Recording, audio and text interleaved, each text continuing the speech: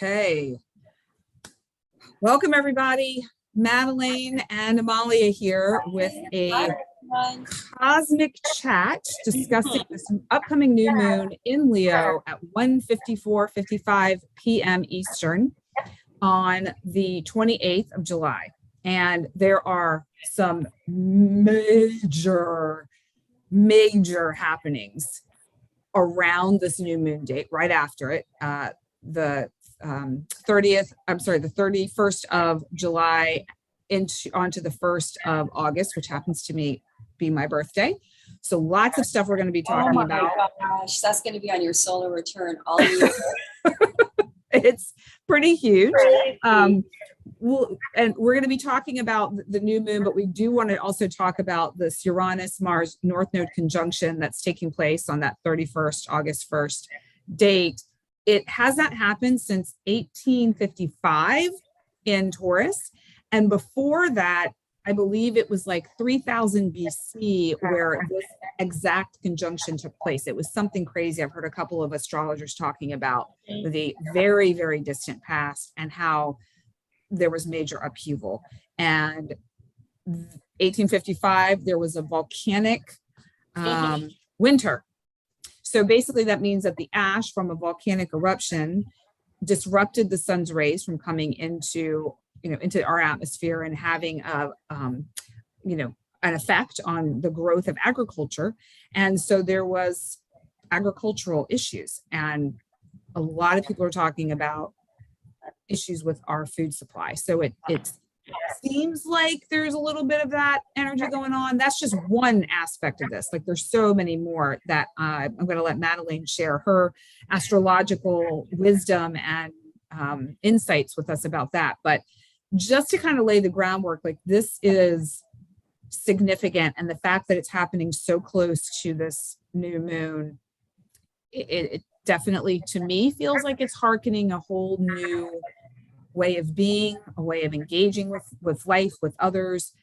It's going to be some like dumping out the container to start over kind of energy, likely going to be uncomfortable, but it will be liberating on the other side. And I know, Madelaine, you talk about liberation a lot, that sense of freedom and moving towards liberation. So Madelaine, what are your thoughts about this Uranus-Mars North Node conjunction coming up?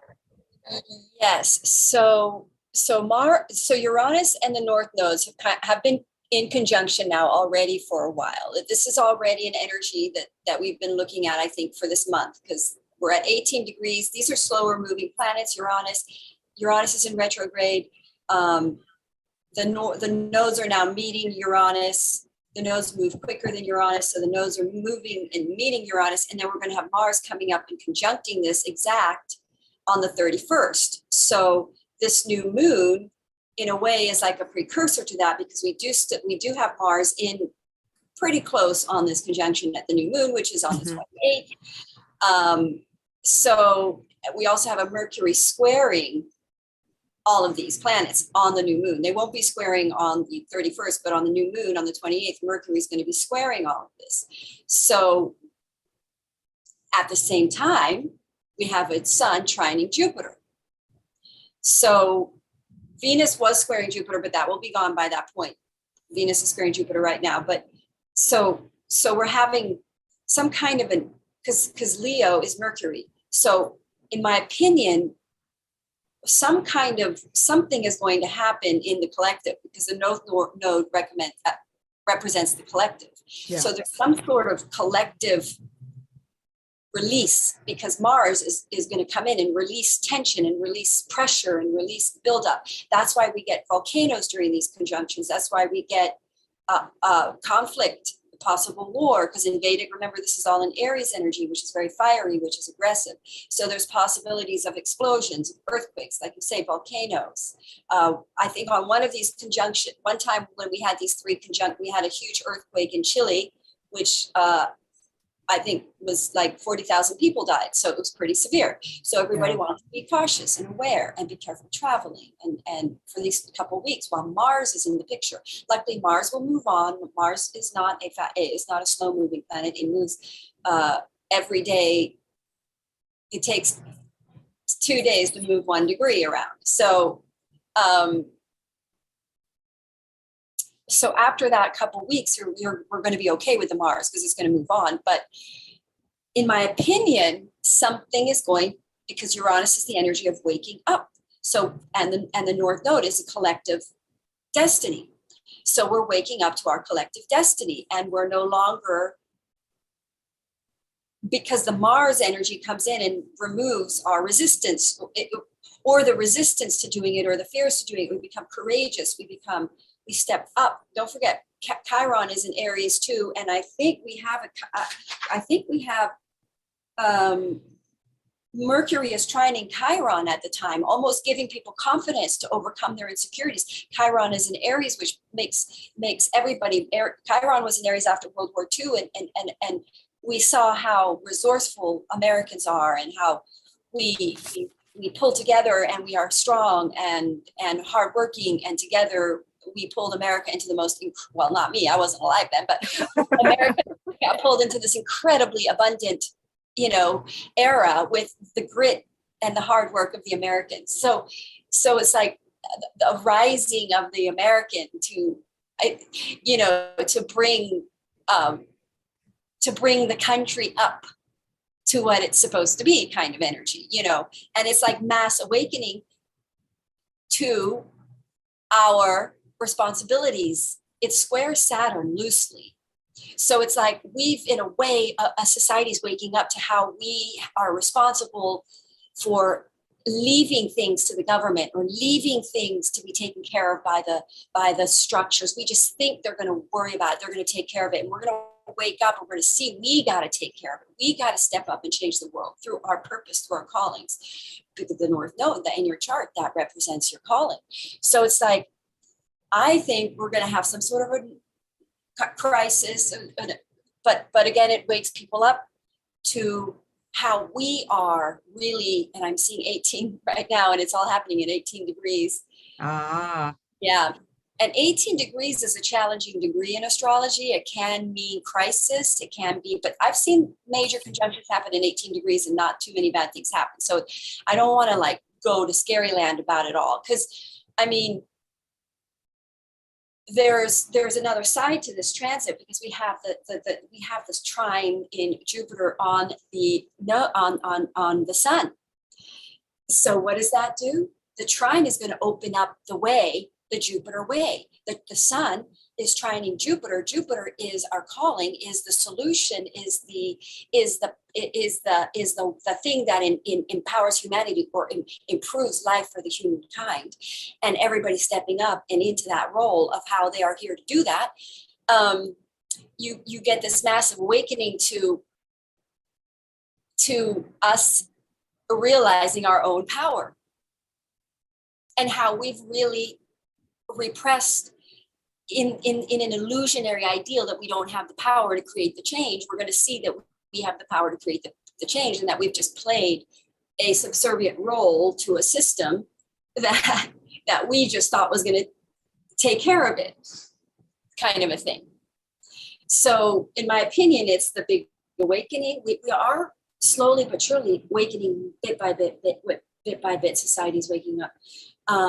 But this could be a big shift in a global mentality, a global consciousness. Uranus is the people. When I say liberation, Uranus is the energy of the people galvanizing together to cause positive shifts and changes in the world without fear, with a freedom to express ourselves individually without any sort of oppression. So I think what we're going to see is sort of people busting out of oppressive experiences, oppressive situations that have been, like, I think somebody I know that I read for, I think they're just going to retire and they're going to quit working their rigid life job for the benefits and all that stuff, because it just feels like a cage. And now they're going to go out on their own and live their Jupiter. It takes courage, but that's the Chiron in Aries, people stepping up, taking the courage to step forward and use their power to create good.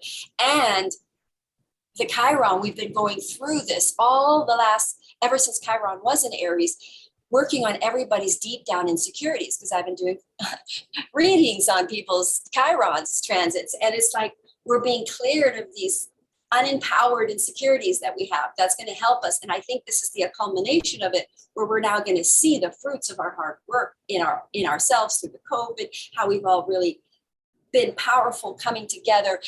There's going to be an awakening to the divisive rhetoric in the media. You know, all that stuff's going to go. I think we're seeing an explosion possibly somewhere in a natural disaster or volcano or earthquake, and an explosion in the mentality of the people stepping out of that separation mentality or that divisive rhetoric. I think we're all waking up to that. We're being played against each other, things like that. And that we all actually really agree. We all really want the same things, which is a healthy life, abundant, healthy life. So there's a lot of energy around the individual and the collective is what I'm hearing you say, and kind of what I've been picking up on as well. Yeah. And, you know, it's about each of us really taking responsibility for ourselves, how we engage within our own minds and within our own world with the people around us. And then we also have the bigger collective with this conjunction, at least if this is the way I interpret it, is there, you know, as we each work on our individual wounds and we show up differently, that has a ripple effect for the collective.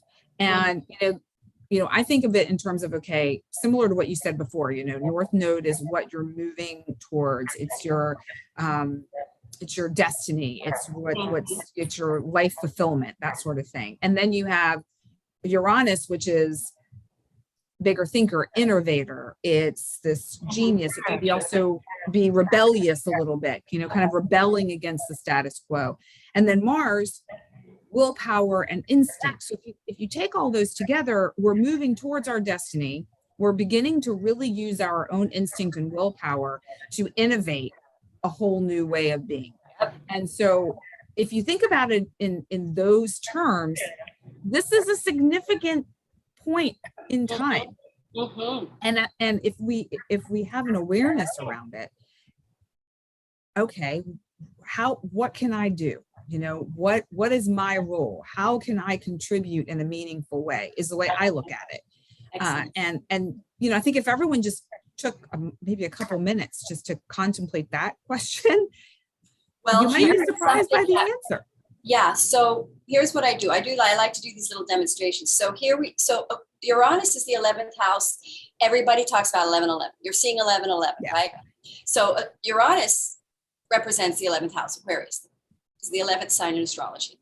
So what does 11 mean? So 11 means individuals, massive amounts of individuals, individually aligned with the divine, not leaning on people or leaning on the government or leaning on the something fear-based, right? Instead, it's people, everybody, no leader. They're actually in the age of Aquarius, there's no one leader. There are people who have clarity to guide, but you don't follow them as like some sort of guru as much. You follow them as somebody who knows the way forward through to the new age. We're entering the new age of Aquarius. Aquarius literally means individuals aligned with their God selves, their higher selves, not following outside dogma or, you know, religions. I'm not dogging anybody's belief. I'm just saying everybody's going to wake up to their own relationship and leadership from their higher God self.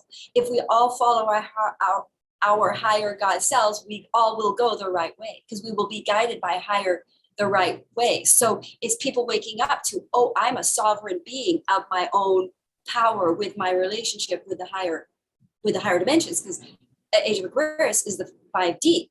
The other thing you want to really watch out for, everybody wants to become very cognizant and aware of your thoughts. The 5D, the reason law of attraction is coming up so strong right now is because the 5D is really the law of attraction, because you materialize really fast during the 5D era, because it's the 5D. So what you think, boom, can happen. If you have a fear, boom, it's going to happen. Yeah. If you have mental of abundance, that's one thing you want to really be aware of, how to cultivate abundance through these shifts and changes, how to adapt, because with Jupiter, the sun trining Jupiter is shining a light on your true purpose, your true calling, and that's the way through. That's towards your abundance. That's your abundance. So following your Jupiter is following your divine calling. So I think the doors will be open to your Jupiter calling. The doors will slam shut to your safety, secure based choices. Collectively, we're stepping into a future, because Uranus is a future. We're embracing a new future, leaving a past behind that was more secure. I could feel so much when you said shutting the door on your security, the things you do for security, because yes, I think particularly with people who have Taurus in their chart, and this conjunction is happening in Taurus, you as I have Taurus moon, I'm very much about security. So I know there are a lot of folks out there, a lot of people like to have that sense of security, whatever that means for them. It might be a certain amount in the bank. It might be owning your own home. It might be a certain job, whatever, or a certain relationship that makes you feel secure. Whatever that is for you that you clutch onto, you're basically saying that's no longer going to be your sense of security. Your sense of security is going to come from your relationship with the higher realm. Yeah. With the 5D, your consciousness of how powerful your materializing energies are and how to use them the right way. If for yourself, or your family abundance, because some astrologers talk about a division happening. I believe most of us are going to wake up to this. But again, if you have a lot of negative stuff in your psyche that you haven't worked through, you could materialize some negative outcomes for you. But the opportunity is here for everyone to pull through and into something really abundant and fabulous. And I like to compare to nature like a story. Let's say this is we're in nature, and this big conjunction, really what's going to do is it's going to knock down a big tree that's rotted and isn't standing anymore. So everybody's just got to get out of the way of the big tree. We know it's falling, like watch out kind of an energy, like something's going to go kaboom. And when that tree falls, though, whoa, look at the springing life that comes up around it, because the sunlight is now available to more areas. And so it's a metaphor in our life too. So it's like you say, we're shutting the door on a past. We're really stepping. It's almost like we're stepping into a new timeline. We're going to shift timelines here we're shifting into the new story. And I loved the story that you just shared about the tree and the sunlight coming in. Because it feels hopeful. And also that old tree will decay and become fertilizer for the soil so that more life can spring forth. So it's almost this sense of just allowing it to, and yes, and we haven't even spoken about the new moon aspect of it, because on the 28th, we have that new moon, which is this Leo new moon at 5 degrees Leo, which is like really great energy, and it's trining Jupiter. The new moon is actually trining Jupiter. So it's like new creative projects that are everybody's true callings are going to happen. They're going to start coming through, like any kind of a creative project. And don't forget, we got Jupiter. I keep forgetting we got to mention Jupiter is going retrograde, which is huge. Jupiter going retrograde in your house. So whatever house is going retrograde in, you're going to go back to something from the past, but you're also going to be more internally connected to your calling. You're going to know what it's inside. It's an inside energy, because Jupiter in retrograde takes you inside to connecting to what your true calling really is from an internal experience, like following an internalized definition of that, which is what you truly desire, what feeds you, what fills your cup. So you want to just jump into it? All right. Sure. So we'll start with Aries here, talking about the new moon in Leo. Yeah, let me get my my little chart up, because I'm going to talk a little bit about where these houses meet too. Like, in other words, where for Aries, we're going to talk about the big three, this triple conjunction, which is happening in the second house for Aries. I mean, that's huge. You're going to have a big some kind of a financial change, massive change. I mean, you're going to hear me saying this. The thing about Uranus is it's a wild card. Even astrologers don't even fully know exactly how to say it. What's going to happen is expect the unexpected in your house of finances, but you're going to have this new moon in Leo, your fifth house of creativity. Fantastic. Or a new relationship that you then start to do a creative project with, because you've got Jupiter retrograding in your first house. So an idea. Now, Jupiter retrograding in your first house is big for Aries, because what that means is you're going to go really internally. You're going to really reevaluate what your calling is, what your purpose, what feeds you, what fills you. You know, and plus, don't forget, you're ruled by Mars, and Mars is conjoining. So you're going to have a big, massive wake up as to what you really want to do. And it's going to have a creative element, because this new moon in your fifth house, also involving a new relationship or partnerships or friendships, creative projects opening up. It could be a response to something happening here in your second house of finances. Could be a big income influx of an opportunity that then enables you to quit an old, restricted, trapped situation into a much more creative, exciting, inspired new project that expands your finances really rapidly in a very good way, in a shock and awe way, possibly. Now, let's go to shadow aspect. It could be that you do get fired from an income job, but that's because it's not your right purpose. The nodes are going to adjust you to your nodes. You're going to be on your path. So it's forced on you. As we say, we don't know that it's free will. You can choose to adapt to the circumstances smilingly, or you can cry your way there. It's your choice. But that's where free will comes in. Yes, but that North Node being in the picture, this is the collective power. We're going in way. It's you're ready or not. Here we go. Energy. Yeah. So and again, for some reason, I really want to highlight something you said earlier, is to be aware of your thoughts. And because Aries too, they're fire. Good point. And it just feels like really Aries pay very close attention to the thoughts that you're thinking. Aries rules the head, so they are very in their headspace. Yeah, because if you think about this time period being pretty quick manifestation energy, you could call in things for yourself that you are not looking to call in.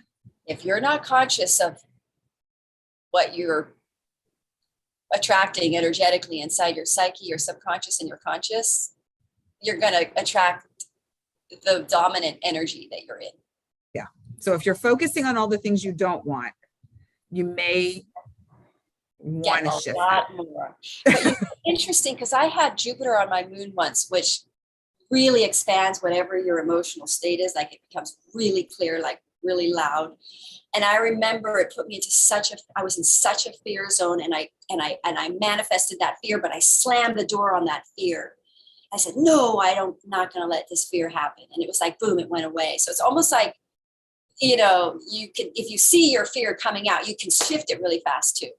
Nice. Okay. But that's great. Good. So, you can just consciously shift into, that's very much power that we have.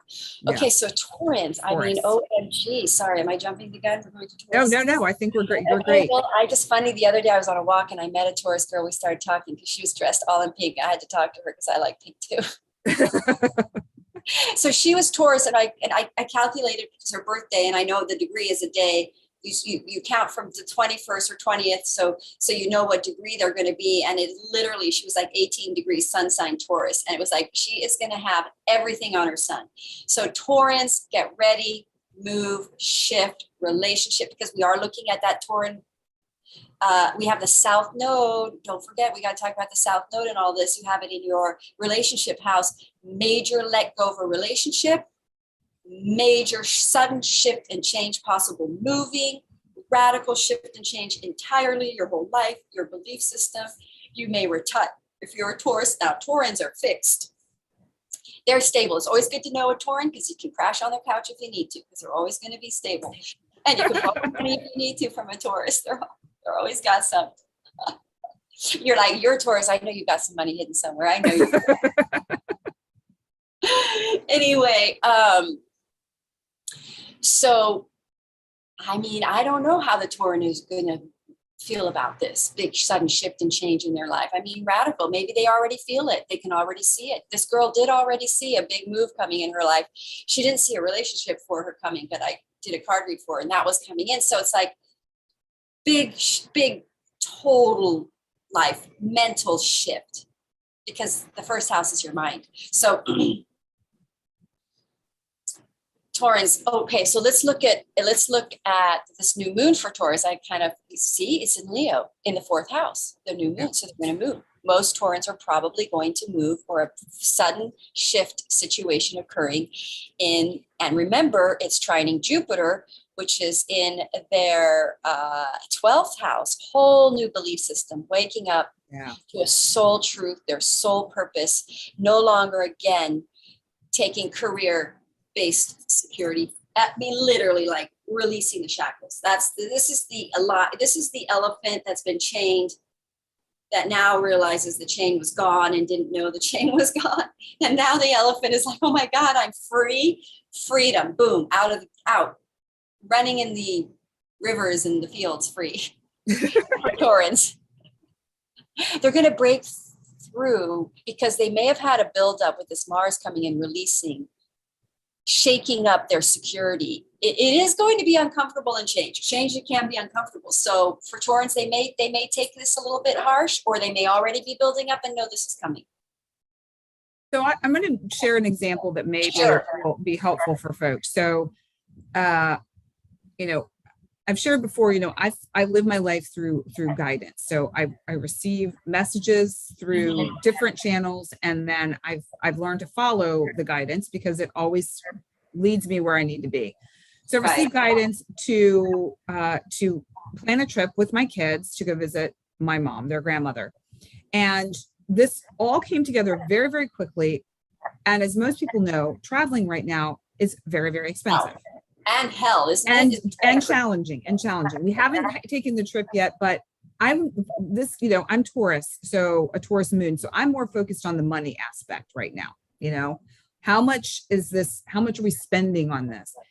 And there's this part of me, this old part of me, that gets caught up in the money story and the worry about, spending this, and how much more do I have to do? And I need to get to work, you got to work so you can replace it and all of that. And I thought, wait a second, I'm going to shift this old story.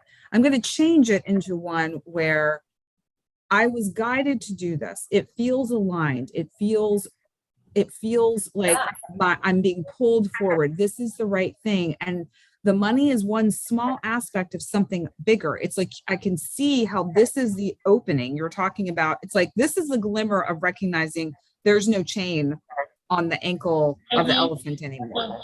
Haven't quite gone into that liberation of tromping through the water and the fields, but it's that opening. And it feels very much like, can I shift my thoughts about it? Can I shift the energy around it and then see how it opens up? So the story is unfolding, but I'm just giving an example of, for me, how money can play a role in that safety security thing. And how, if I can change the dialogue in my head and with myself, maybe it's not a true story. Yeah. And here's what's exciting about this new moon, which I think is super exciting, is that all the decisions we've made that have been secure-based, that have been very Tauran, fixed security, fear-based money, which is not entirely the wrong thing to do, but you want to not do it from a fear-based perspective, I guess. The new moon brings an opportunity. So it's not like you have to invent your freedom door. The door is the Jupiter trining, this creative aspect is opening up the door that you can go through, that emancipates you, that is abundance. And it is not what you would have chosen or considered from the security perspective. So in other words, it's going to be a breakthrough, because it's going to involve creativity for Taurans, because it's in your fifth house, right? No. Sorry, what do we have for Taurans? Leo's in your fourth house. Yeah. There's an opportunity going to open up that gives us a door through which we can be then the shift and the change and the new opportunity that is more in alignment with our calling opens up. It's like hard to go against the grain now, go against our soul's grain, and it's going to open up opportunities, and that's awesome. Like we don't have to come up with and figure our way out of this. Like the door is going to open. There's going to be an open door, because I keep forgetting to mention there's also a Neptune sextiling Pluto. So if you go more spiritual during these times, you're going to make more money, because Pluto is good money and sextile is flow, and Neptune is the higher realms, the spiritual, the creative. So the more creative you go, you're going to sextile Pluto. Money and opportunities are going to be more supportive of a creative venue, or the more the new earth that we're coming into. There's going to be openings, the opportunities through which the new earth can sort of sprout is going to open up for people because of that sextiling, Venus sextile. So it's finances sextiling that Pluto, which is like debt or other people's money. So it's like some sort of breakthrough is going to happen where we're going to be financially supported without being imprisoned. Oh, all right. You're like, yep, that's what the stars are saying. And Yeah. that feels a lot like, it feels so much easier, but I think for those who are used to the old structure, it's like, how is that possible? I know. You know, that's why it's so surprising. That's why it's going to be mind blowing. Right.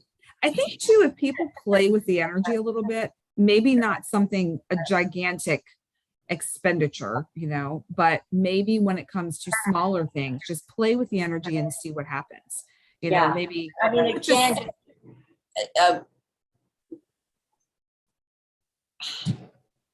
whatever, underline that if you're you got to have specific points in your chart that will be directed, impacted by some of these. And of course, like I have a Saturn squaring all of this. So I don't know what's going to happen in my career. There's going to be a big shift, a big change in my career. I kind of know what I think it's going to be already. Yeah. Kind of see it. You've had some glimmers. Which is going to be awesome. So I don't mind this. I'm a cardinal. I like things changing. I like change. So for me, this is exciting. But I also have it trining I have all of these planets trining my 7th house of relationships trining. So there could be some really good aspects in your chart to all of this. Like awesome. Really great stuff. The potential for people to do extremely well during these energies is there because of these trines, or the Jupiter trine. And I even like the Venus sextiling Pluto. I like that. Oh, good. Yeah, because Pluto can be a tough planet. So to have something, very tough planet, yeah. But that's why those trines are like, oh my God, like whoa, like all the hard work comes to this blessing that we've done. Nice. All right. Well, let's share some blessings with Gemini. What is going on with the air sign of Gemini? Where'd my little chart go with Gemini? Hang on. Here's my little picture here. Okay, so Gemini, you guys have Leo in your 3rd house of communication, trining Jupiter in your 11th house. Wow, that's nice. Then you've got this new moon in your 3rd house. So possible new ideas, business, writing projects, internet. You might start a website. By the way, on Jupiter trying Sun, that's a great day to initiate and start something. Make an announcement. Even if you don't ready to do something, you can make an announcement on social media that you're doing it, because even just making the announcement on that day is going to be great. It's going to be successful. So what day is that, Madelaine? That's 20. Well, you kind of want to do on a new moon, you want to do the 3rd day after. You want to do things in 3. So you wait 3 days after that new moon. So let's say 31st, 30th. Okay. 28, 29, 30. So 31st, 30th. Okay. But Aries is in your 11th, new groups of people. You've got Jupiter in retrograde there. So old people from the past, a friendship group from the past, possible relationship with your feminine. Now I'm going to look at Leo is your 3rd house.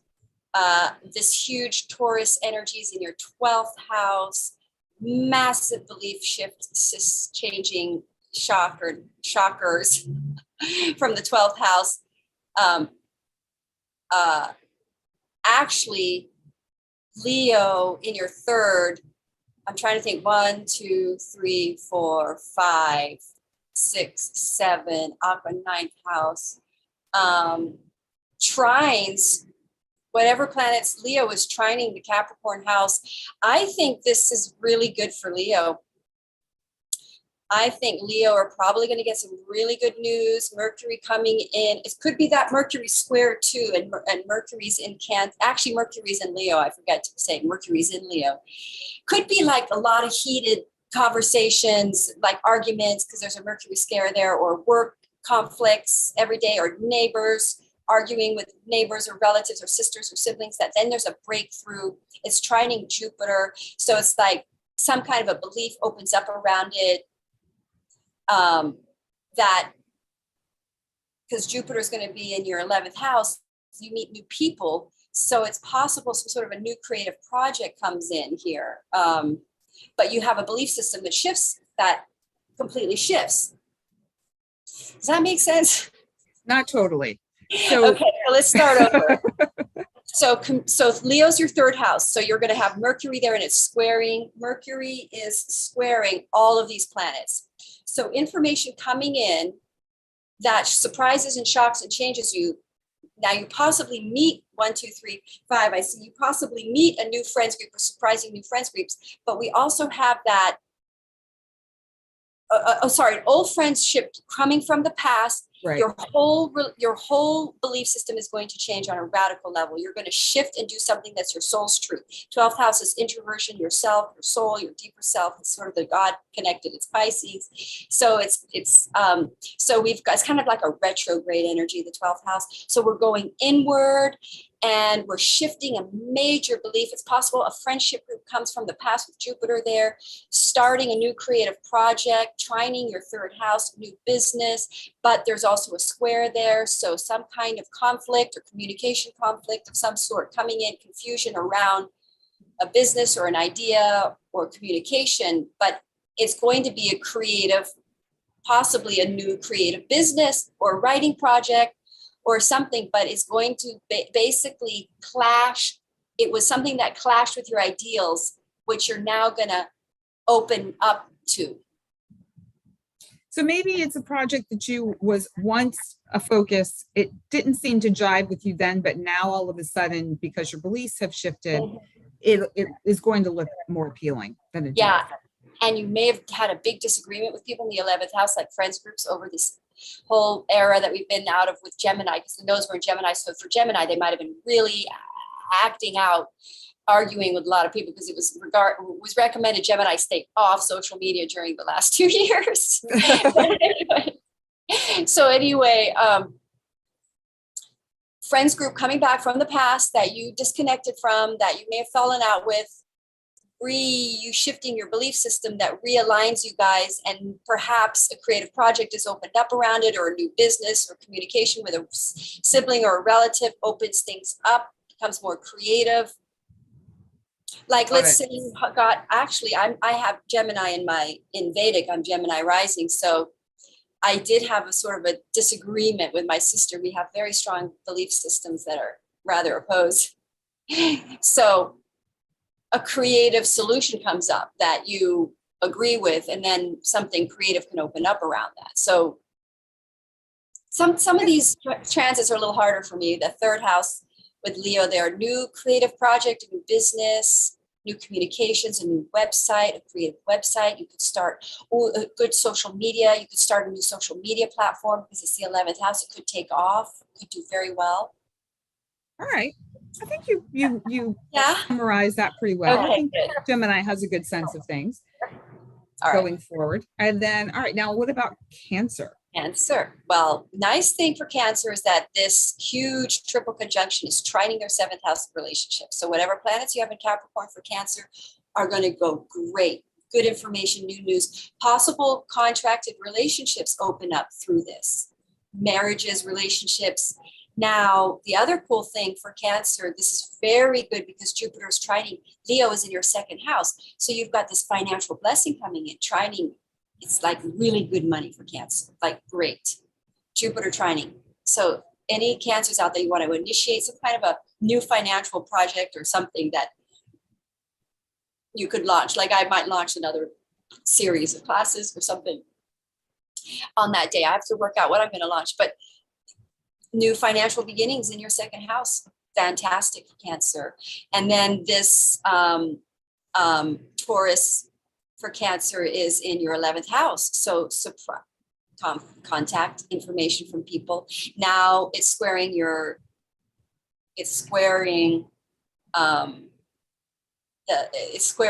8th house, squaring Saturn. So for Cancers, again, this is something that could really shift and change their career completely.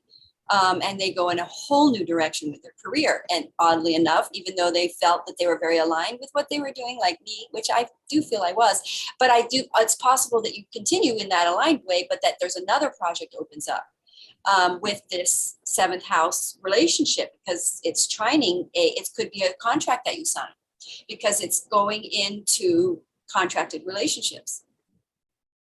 So very auspicious, because it's trining your 2nd house. So it will make you very, very wealthy, or good money, abundant. So we're looking at the Taurus, and then Aries is retrograde in your 10th house of career. So a project from the past that had career potential, this whole thing is going to have a career potential. I can kind of think I have a suspicion what it could be in my life.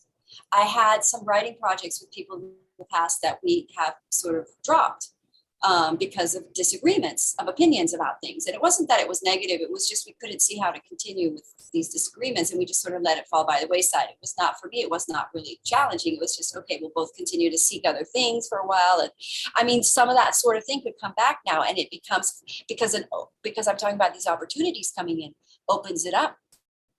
This is the right thing, brings it back. 10th house, career, something from the past coming back. Nice. Yes. So Cancers could get into very committed marriage, divine mate type relationships as well.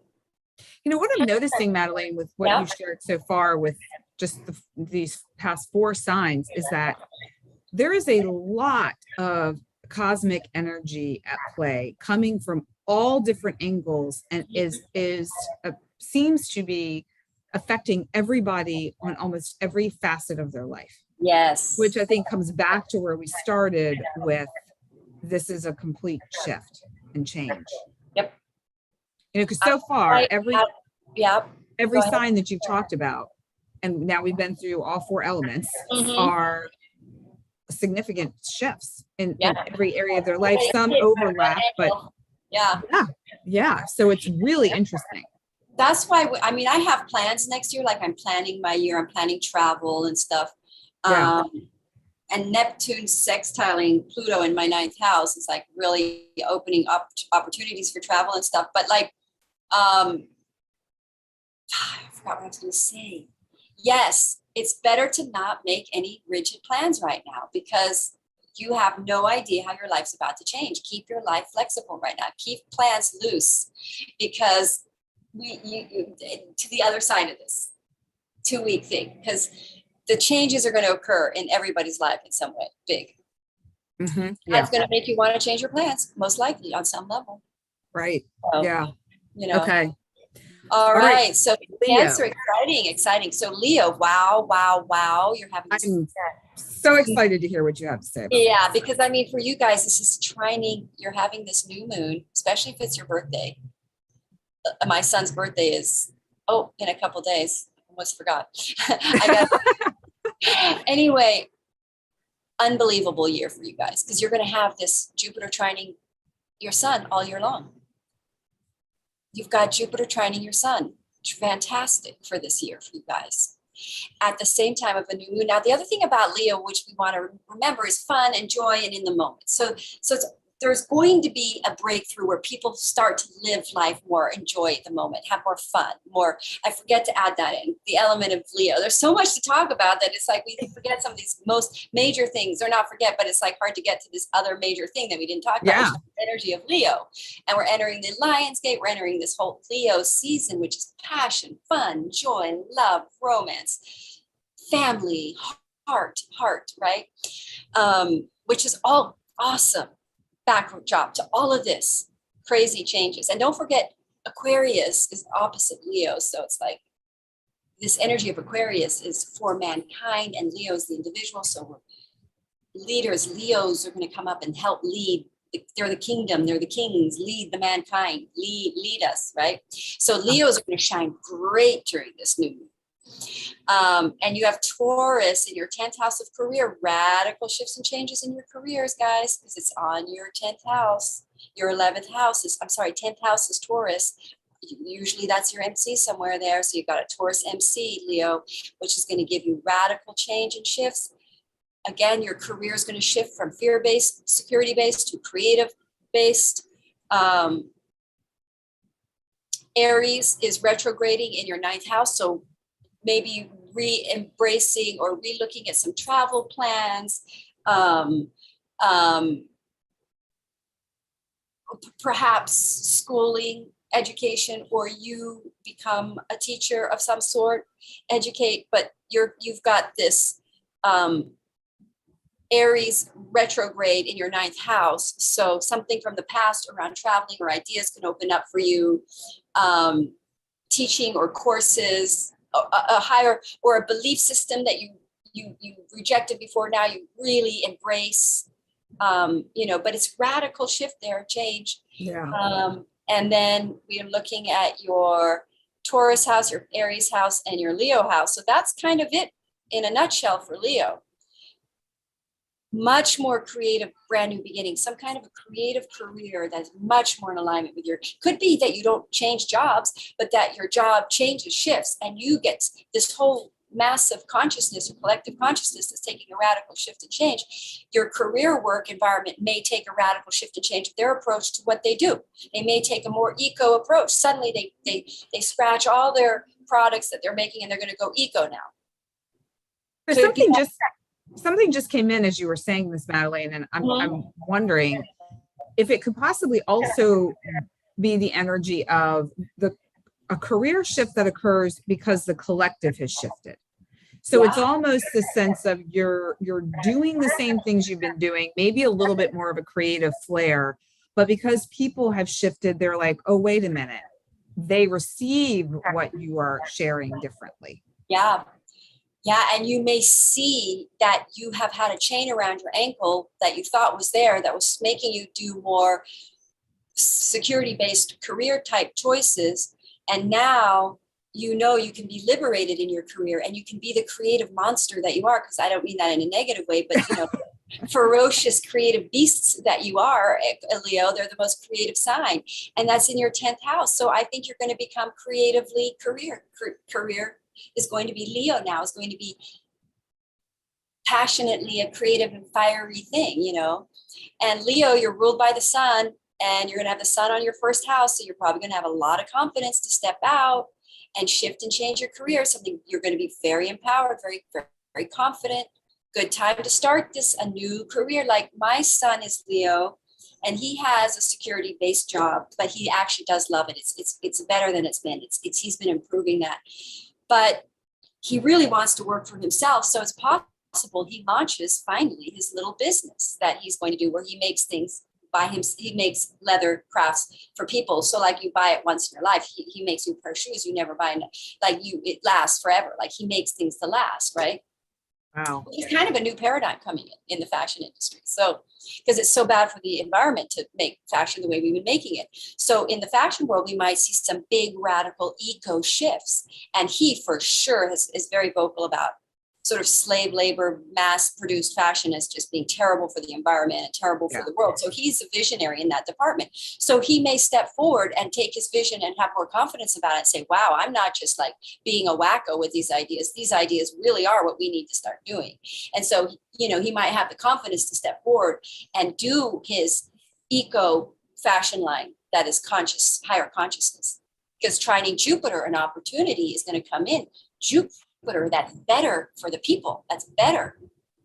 It's happening. I think that is an amazing idea, and one that is definitely gaining a lot more momentum. The concept of fast fashion, where it's almost disposable, versus having quality items that you use over and over and over and actually become more valuable in time because they last, you know, and they fit you. And That's it's what so, he yeah, says you're I think, better off with a few things that look good on you, that fit you right, that are expensive, that are well made, and you don't go buy a bunch of clothes. That's it. You're good. You don't need that much, you know. right. And I love that he has that vision. I agree I with love that too. I think I might have to talk to him sometime. Yeah. It's fantastic. Maybe I'll buy myself a birthday present and be one of his first customers. Yeah. Yeah. He makes great, he makes leather items, and she's been making shoes and belts and bags. You know, he's going to make his own stuff. So I'll send you stuff. Yes, please do. Okay. So Virgo, Virgo. those goddesses and gods. Yes. Virgo, you all have this Leo moon, new moon in your 12th house. And then you've got the Taurus shaking up your 9th house, Virgo. And you've got Aries retrograde your 8th. So a passionate sexual relationship from the past coming back. Or an opportunity with outside resources coming from the past. But 9th house and 12th house, wow, Virgo. I think Virgo, you're all about to have, you see Taurus in your 9th house. Again, it could open up for travel, sudden shift and changing into traveling. You've got Leo in your 12th house, which is new beginnings in 12th house. Itself. I mean, they're looking at themselves differently. Yeah. You know, not quite the same as the first house, but they're changing their beliefs. They're kind of reevaluating everything that came before in order to step up for the new moon next month, which is about them. It's almost like they're completing the energy of the lessons before. And I can speak to this somewhat eloquently just because my daughter is a Virgo. We're talking about your son as a Leo. Right. Even with, I just mentioned this travel that we're taking. It's you know, we're visiting my mother, you know, and it could be that, I mean, that's a familiar relationship. I don't know if there'll be money involved necessarily, but there is that potential. At least my money is going to be involved in this. So she is benefiting from another person's money. Right. There is the travel piece. And, you know, it with her birthday coming up next month, there's probably, or in September, you know, I think we often some sort of a reevaluation of. Yes, but there's something else that will happen, and you might want to find out. I'd be curious to know if she's going through any kind of, because her 8th house is Aries. Chiron effect may have. I was going to say she may get a big fear trigger. Virgo may get some kind of a reappearance of a deep soul trigger fear. Mm-hmm.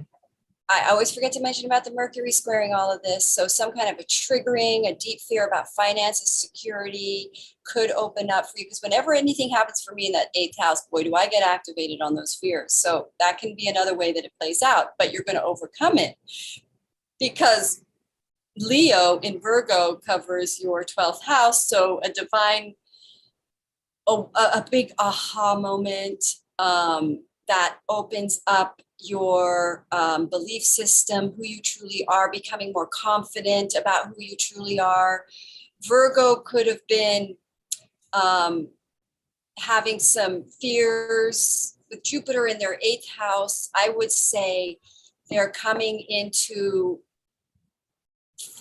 learning to, because this Taurus is about security versus not security. This new moon, they're gonna start trusting the unseen forces. They're going to start trusting the universe. They're going to see the universe has got their back. They don't have to distort themselves to create security. They are a Capricorn over their 5th house. So they always kind of distort themselves to hold on to friendships and relationships. So it's almost like they have a new faith to not be leaning so much on outside sources or relationships. It's like a talk. Don't forget the South Node being in their where would the South Node be in? South Node is going to be in the sign of Aquarius. So for Virgo, Aquarius is in their 6th house. So I think they're going to be releasing sorry, the south node is not in Aquarius. The south node is in, why am I blanking? Scorpio, Virgo. Where do they have Scorpio? Over their third house. So they're going to be letting go of trying to manipulate through communications or control situations, because the eighth house can be control. It's a big let go for Virgo, letting themselves, releasing control and letting the divine come in. Because they're that 12th house, so we're looking at the 12th house, the 9th house. So we're really, and we got Pluto in your 5th, which is trining. So it's almost like you really letting go, and you realize that by really letting go of what you try to distort and make happen, you're going to see open up an area, because it's trining your creative project, it's trining your 5th house, and Leo covers your 12th house. So you're almost going to have this sort of big internal shift where you really trust the universe. Like you're going to really start to be more like a flip-flop person. Where you just kind of relax and go through life a little more ease and relax. Oh, I see what you mean. Yeah, and I think there could be a crisis involved, because the 8th house can sometimes be kind of a crisis, a death and rebirth, where you really say, frick it, I've got no control, I let go, I'm done. And then you've released that resistance, and then something opens up, and that trining, that sextiling in Pluto in your fifth house, a creative project opens up, where you see that you've been controlling your life. Like, again, you've been causing your own stuckness. And I always forget Saturn is in retrograde, releasing us from somewhere being stuck in the sign of Aquarius. So I almost feel like Virgo are going to open up their work environment, creates, because of the soul shift, their whole life, and they're coming into their solar return. This is a very introspective period for them. They're probably going to be out of the mainstream. You're going to find yourself kind of wanting to be by yourself more. And so you're going to come into real recognition of your soul. And then on the other side of this, you have this brand new version of Virgo that is much more confident about their creative projects, much more in their power, and holding a more soul aligned spirituality coming in. It's very spiritual for Virgo, I would say. Yeah. Like really waking up to their spiritual power, that there's a divine, and they have a relationship with God that creates their security because of that 8th house. Yeah, that's pretty big. There's a lot happening with Leos too, or with Virgos too. And then Libras. Libra. Sign of balance and harmony. How are they going to be faring? Well, they've got Jupiter retrograding in their 7th house. So they're going to reevaluate relationships, find the one that's in their real soul's truth, that's going to align with their Jupiterian calling, because don't forget their sun is trining Jupiter in their 7th house. So it's going to become clear. An opportunity is going to open up for them to get into the right relationship too. Or if they're in the right relationship, an opportunity opens up for them. There's something, a contracted situation opens up, where the relationship partnership where you sign a contract is blessed, and an opportunity opens up. That's a doorway for an opening for Libra. And Taurus is in your 8th house. Wow. So a big time death and rebirth, big time. You could suddenly become into a new relationship, and that person has a bunch of money and you become wealthy through them. Or you could have a passing away in the family and you get left an inheritance. Or it could be extremely passionate sexuality. You have a big awakening that you've been sexually in the wrong relationships, or approaching sexuality and now different, and it's been more externalized, and you now want a more soul, because you've got Jupiter retrograde in your 7th house. You probably want a more soul-based, passionate, sexual, tantric type sexual experience. That's one way to look at this 8th house. Libra, Taurus in the 8th house, but also it's finances and money. It's a big, and that is other people's houses. If you had stock in something, maybe they explode, maybe they do very well, maybe they collapse, but an opportunity opens up that helps you through, or I don't know, but that, we gotta anticipate maybe the shadow aspect. Maybe you do shift if you see something looking bad in your stocks, you might want to shift them now. If they're going down, go ahead, shift them. I'm not a money person, but I mean, that would be one way to, you want them to check it out. Yeah. Yeah. Do not ignore it. Yeah, Libra. So that's Taurus in your 8th house. You're now going to become more financially secure through outside finances, through outside resources. You're going to be liberated. Possibly you might get a refinance on a property that liberates you to travel, or liberates you from working. You know, something's going to happen in your finances that liberate you from outside sources. You have Scorpio in your second. So what about what about the Leo new moon in their 11th house? What's the? Oh yeah, Libra. Thank you. New moon, Leo in your 11th house. Well, creative project involving social media, network, tribes, a fantastic a lucrative creative project that comes in. Could be through a friends group. You could meet a whole new group of people. You could meet a whole entire new group of people, and what is in their 11th house? What exactly is happening in Libra's 11th house? The Leo. Yeah. A lot of confidence, feeling good on social media. You want to get out there on social media, probably look really good. You'll be confident. New creative beginnings involving social media, a friends group, tribes of people, new tribes, because the new moon brings new. So a bunch of new people coming into your life that is part of a creative project. Very exciting. I'm personally excited for these energies. I just don't like the idea of a natural disaster happening, but the earth has to shift and move, and we just try to shift and move around it as well. We all have to do that, you know. Exactly. So everyone just be ready to be adaptive and light on your feet and stay aware and watching around you. Do not be in any shaky, unstable buildings. Okay. Aries in your 7th house. So have I done all of the Libra stuff? Have I left anything? I think so. Let's move on to Scorpio. Scorpio, you're going to have the South Node on your house, and you're going to have Taurus, all of this happening in your 7th house. So again, we've got some massive shifts and changes in your relationship houses that either fall apart if it's the wrong one, or wrapped like boom, gone, or a relationship that you're in changes into a committed situation because it's contracted. 7th house is contracted. But let's look at the rest of the chart for Leo. So you've got Leo in your 10th house of career. Creative project opens up for you in your career. A new job, a new way to work, which is better for you. You almost get to leave a relationship and go start a new job somewhere. Or you start a new relationship or creative project with the person you're in a relationship with. That could be very well that happens. You have Aries in your 6th house of work, a project from the past, a work project from the past, and you're going to let go of something mega because you've got the South Node on your ascendant. So you're letting go of a whole identity, a whole way of being, a whole being, actually very identity focused is probably going to go.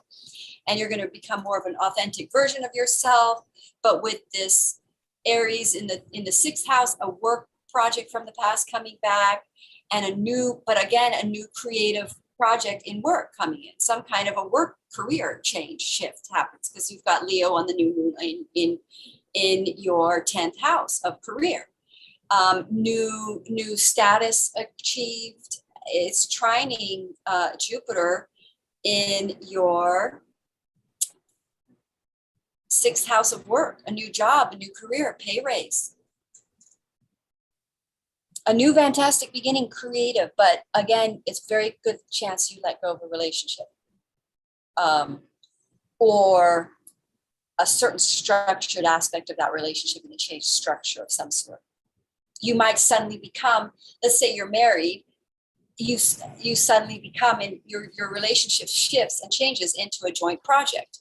You start renovating a property or something together, and now you guys are working together all the time. Something like that. Because Scorpio, this new moon in your 10th house is going to create an exciting new beginning in the career. So it's going to involve a contract, most likely involving a 7th house contract with somebody. It's interesting that, kind of what you're sharing about with all of these. So here we are closing out the second four Yeah. of the signs. Yeah. And there seems to be a pretty significant emphasis the past few ones that you've talked about with relationships, and how relationships are going to have a really big impact on all areas of life. You know, there's this connection point for people. And I think that's so important, particularly now in this time where we're all shifting with the people that are our divine partners, our sacred partners, are the people who complement us in some way and can hold us strong to go forth with what we need to do, and offer the same to us offer the same to others as well. Right, because here's something else to remember. Taurus is actually ruled by Venus, which is a romantic and financial energy. So so wherever Venus rules your chart, which is Scorpio's Libra and Taurus, so it's their 12th and 9th, 7th, those are activated by this, but also Mars. I mean, really every house is activated by this big, mostly because we've tried Jupiter, and then we've got squaring Saturn, and we've got North Node, Mars, and Uranus up there. So it's like, those are all those are going to also impact your Venus ruled houses too. So yes, finances and relationships is this huge theme. And then don't forget, the sun represents the gods coming in and shining the way forward to your abundance, shining an open light through the door that we're going to go through. So yes, most likely it involves relationships on the whole. I would agree. Yeah, it's pretty huge. I mean, it feels to me like we've had quite a few new moon and full moon readings and charts this year. Yeah. This one feels significantly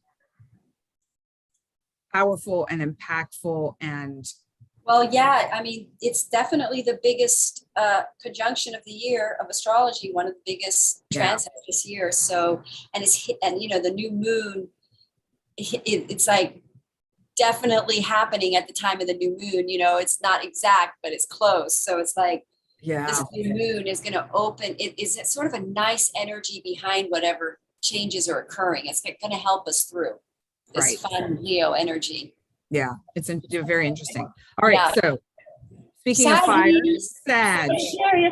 Sagittarius, I'm a Sagittarius sun. So let's see, for you guys, Taurus covers your Sagittarius. Taurus. Does Taurus cover the Sagittarius 6th house? Okay. 6th house, Taurus covers the 6th house. So, or no, is it the 6th? Hang on. Yeah, Aries was covering the 6th for Scorpio. Yeah.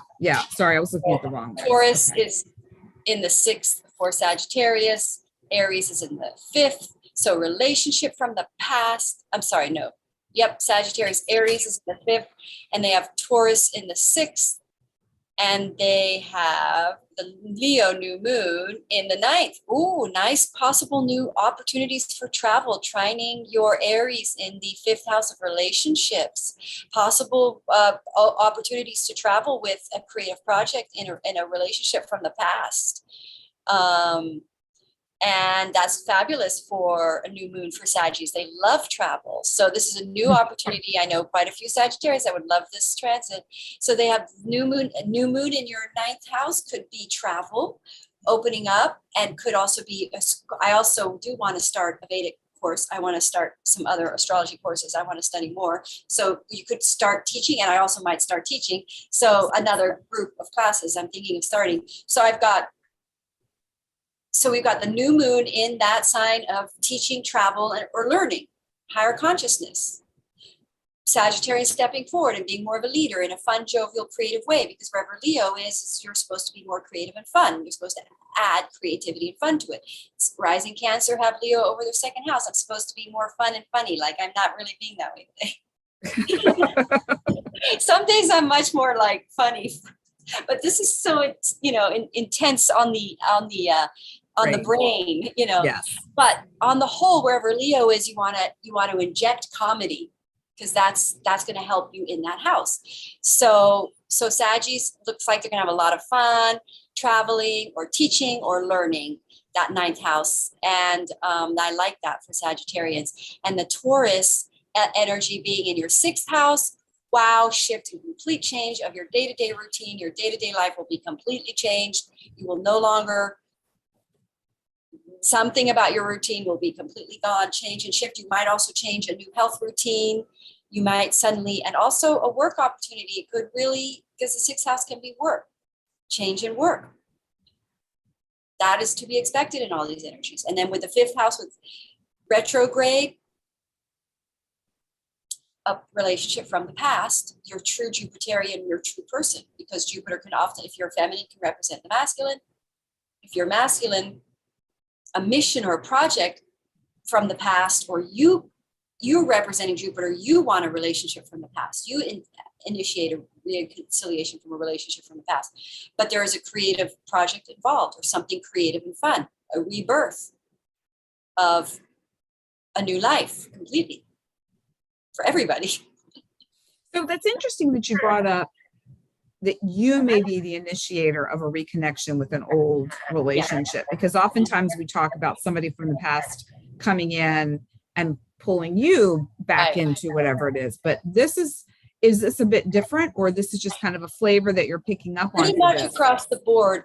It could be for a man or a woman. Either he initiates, it's most likely he will initiate the reconciliation, because usually it's the ball is in his court. But it may not be. So you're basically saying That's true. Yeah, it may not. It could be, and it typically is, but it may be that in the twin flame society or community, sometimes the masculine can hold the feminine, and you can see it in your astrology chart. Sometimes the feminine can hold more of the masculine. So it's whichever one is the masculine will do the reigniting. And sometimes it's in a feminine body, because I know many masculines that are more feminine and are more of the ones that tend to play the feminine dynamic in the duo. It doesn't have anything to do with your gender or sexuality. It's more right.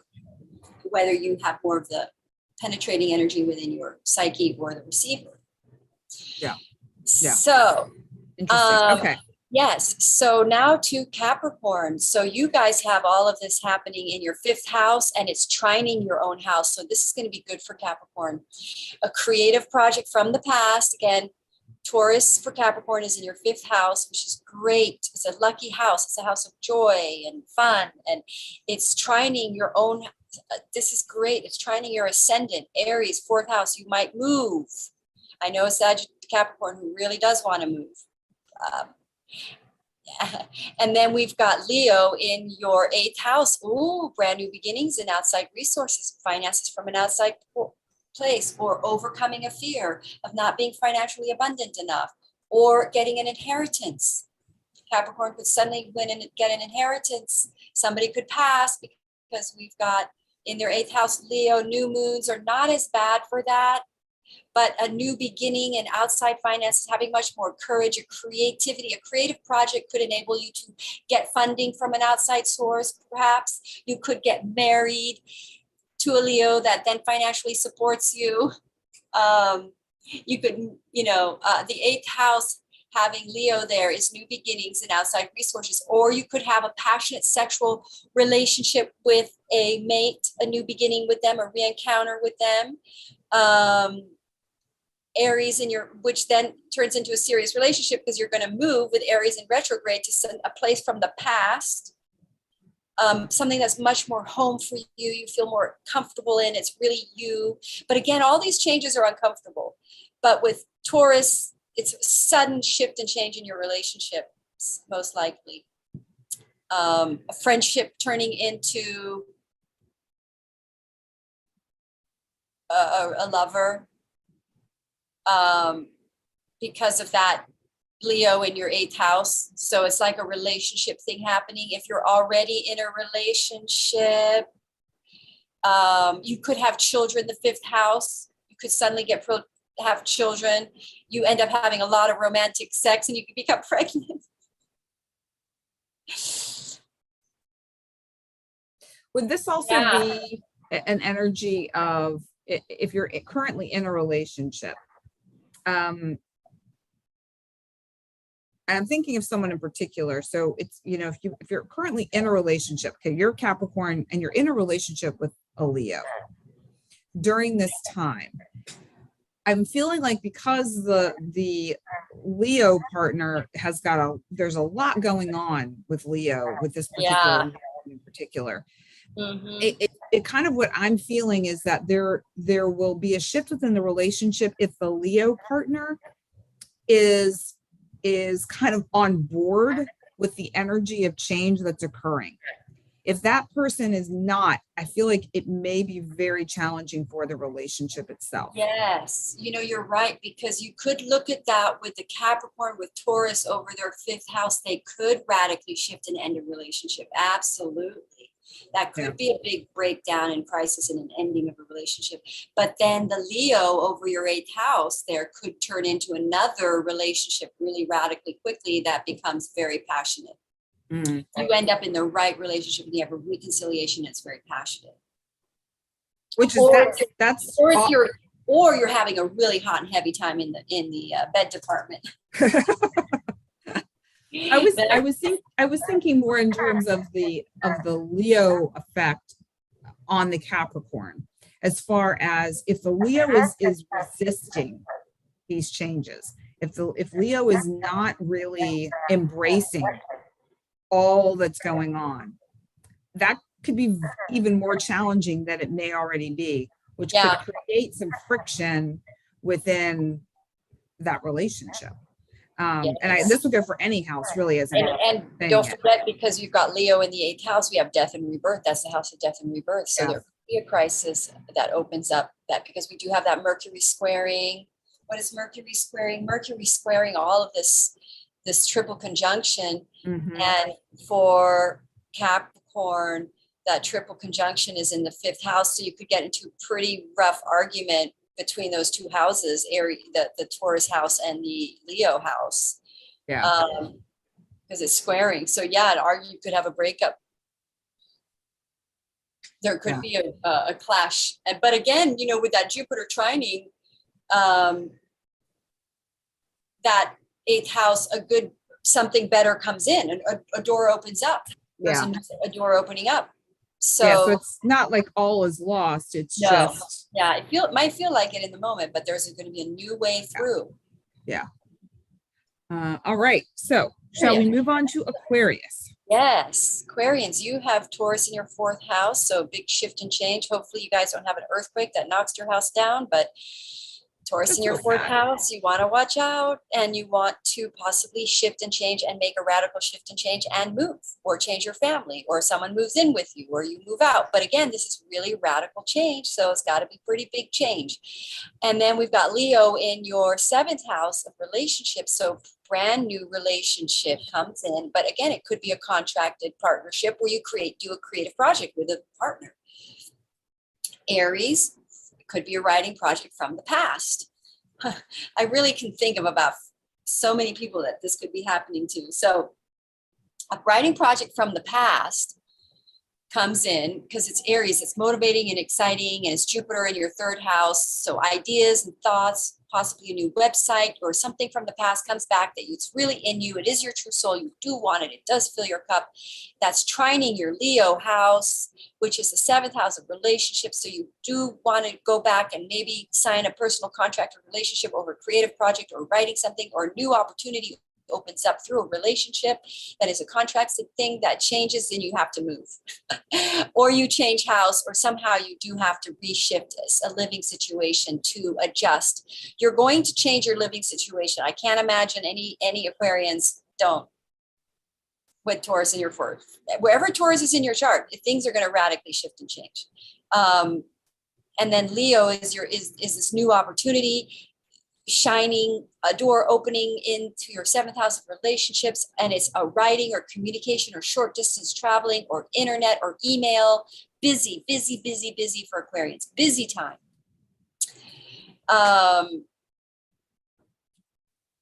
Mercury is there squaring your fourth house. So it's possible there's conflicts or resolving of a conflict around all this, or information that does make you feel like you need to move, a square information to you that could make you think you need to move, or information, or if we have the new moon in Leo, your seventh house of relationships squaring your Taurus house. So possible ending of a contract as well. Like, it's possible some Aquarians could divorce and then they move. Mm-hmm. You know, that could happen. Or they get into a new relationship, Leo in the new house. That's huge. New moon, and you might get into a new relationship and move, change living location. That's very possible too. But new house in a new moon in your seventh house, highly, highly likely you get a new relationship. Now, it doesn't have to be romantic. It can be a business contract. And it's very possible you could start a new business in a contracted relationship with somebody. Could be a writing project or a new business. And you could start working from home. That could be a big radical shift and change. There we go. That was Aquarius. Love it.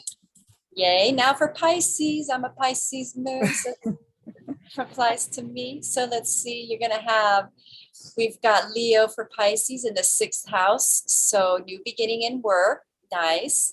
Taurus in your third house. So a lot of changes and shifts in your neighbors, or that'd be great, because I would love new neighbors.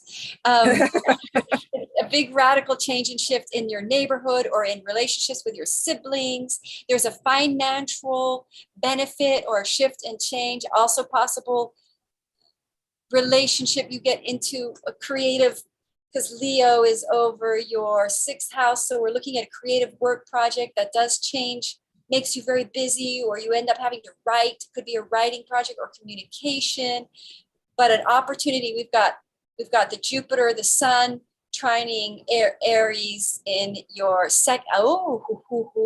Pisces. You've got Jupiter trining. It's funny, Cancer had Jupiter trining their second house because they have Leo in their second house and Jupiter in their 10th. Pisces have Jupiter trining. This is good for me. I like this news. So you have Jupiter in your second house. So a project from the back, a financial opportunity from the past returns, and making you very busy with that sun change and shifting and short distance traveling, making you very busy. But this is trining the Leo in your work, a new job, new work, very, very busy with creative projects, sudden shifts and changing in your day-to-day routine, changing completely new creative, making money, being very busy. Maybe new website has to come up, or you have to do a lot of business traveling, or you could start a new business around this creative opportunity or work thing. But Mercury squares your second house. So information comes in that makes you want to shift and make a complete change. And then you go back to a creative way of making money from the past. Something from the past comes back in your second house of making money. So now you have Leo over your sixth house. I know Pisces, my son is a Pisces ascendant. Leo over your sixth house means your day-to-day creative, your day-to-day work is creative. He is a musician. It's really important for Pisces. They're very creative. They really do need to have a creative expression thing. Leo over their sixth house, it's like day-to-day, on a day-to-day level. They like to creatively express themselves. So we're really seeing a new opportunity in a creative self-expression endeavor. That's exciting. That makes you very, very busy, changes your life on a day-to-day level. You might have to do a lot more commuting or short distance traveling. But again, it's away from the past, returning, and suddenly surprises and changes you. It shocks you. You don't expect it. This could happen to me. I'm starting to paint an interesting picture here. You put all your ascendant, your sun, and your moon together, you're like, oh, okay, I know where this is all happening. Interesting. I would be very excited if it's what I think happens. Well, I don't want to jinx it, but it's unfolding as we speak. yes, everybody's going to be happy because this is like out of jail, Now, getting out of jail can sometimes be a bit of a rough experience. You might come out all disheveled and like, like, you know, your hair is, your hat, everything's ripped and torn as you got out, you know, but you came out, you out, and now you get to have fun and play. And it's like, that's the energy, and be abundant. And these opportunities are opening up. It's like, if you're in jail and you don't know where, a lot of people like being in prison because they don't have anywhere else to go. It's like, some people just want to go back to prison when they get out because there's like, it's a home, you know, but like, Yeah. we're Life getting is out of too jail much. and we got somewhere to go. We got an open door. It's like, Yes. whoo, let's go. It's fun. It's our new life, everybody. It's everybody's the new abundant life that we have struggled in the last 10 years, 12 years, when we've had this Pluto and Capricorn